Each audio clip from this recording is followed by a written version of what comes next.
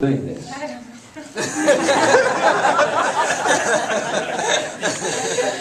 Oh, you know, there's more. I mean, I have a bronze at Indoor World Championships, so I want to make that a gold.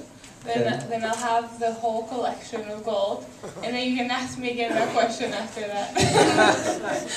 No, I think at this point in my career, I have achieved everything I ever dreamt of, really, and I almost feel like I'm still here because I love pole vaulting and I love competing, but I feel a little bit like I'm now pole vaulting for a greater purpose, like to inspire young kids, especially coming from a small country like Greece, you know, inspire young kids. They can see that it doesn't matter what your background is, what your race is, where you're coming from, but you can achieve anything you dream and work for. And you're at Stanford as well. Yeah, that was NCAA champion there. A good decision, yeah. Yeah. Yeah. You're Americanized. Oh yeah, I'm coming up to a decade here, so. Wow. Would you consider moving back to Greece at some point? We've thought about it a lot. It's a little different. I think my husband, who is American, would like it more than I would, I think.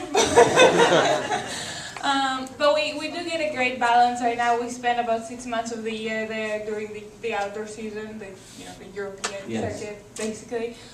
So I get enough of that. I don't miss it as much as I did earlier on. It's a good balance, I think. Okay. How is Sandi going to beat you? I told you yesterday, but we can't say it out loud. It was confidential. Let's go to Sandi. Sandi, how are you going to beat Katerina and win your first Millorse title? Well, I think what's awesome about us is we really are neck and neck a lot. Yes. And so really it comes down to me learning how to make things on first attempts. Like, she's really good at that, whereas it always takes me a couple more.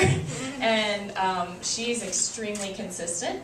But this is called buttering up, Katerina. Yeah. So anyway, you can miss it once in a while. It's okay. But no, I think this is so great for the sport, and we're competitors. We're very tough. That's why we're both Olympic medalists. But at the same time, when we're out there, it's kind of pole vault is such an individual event, and we all have our own ways of handling things. And so in order for me to win, I don't necessarily say in order for me to beat Kat, but in order to win anything, you just have to focus on your own jumps, like executing your own vaults or your race or whatever, and focus on yourself, because the minute you let yourself focus on the competition is the minute you start to lose it. So focus on my own vaults, executing each jump down the runway, and hopefully that'll come down to fewer missed attempts and more makes and higher bars. Silver medal in Rio, silver in London. Is this going to be the time then, tomorrow? Yeah, I guess I want a bit of a silver streak. And you can see Omar, he likes gold. Yes, and I miss Omar training at Arkansas with us, because he would always sing at the track, and it just always uplifted my spirit. And you hear him off in the corner like, ah, and my coach is yelling at me. I'm like, pay attention to Omar singing. It lifts my spirits up. No, but yeah, I think that the key will be just focusing on my performance and execution of every single trip down the runway, and hopefully those golds will start to come. I'm a very stubborn person, more stubborn than gravity, I like to say. So I think it'll come. Stubborn, that's a good asset to have. Yes. You're also a singer. I understand you performed the national anthem recently. We're always looking to you. You know, we could have a time. We could invite her to come and try out, couldn't we, Rita? Oh man, I think that may have been a one-time thing for me. It was really cool. It was at the Pole Vault Summit, and that's basically a pole vault convention, because us pole vaulters are weird and we're kind of cultish, and we have a convention. So I got the whole crowd to sing with me, because when they asked me to sing, I was very nervous about it. I call that cheating. Yeah, I did kind of cheat a little bit. I was like, okay, everybody, and I had the lyrics printed, no shame.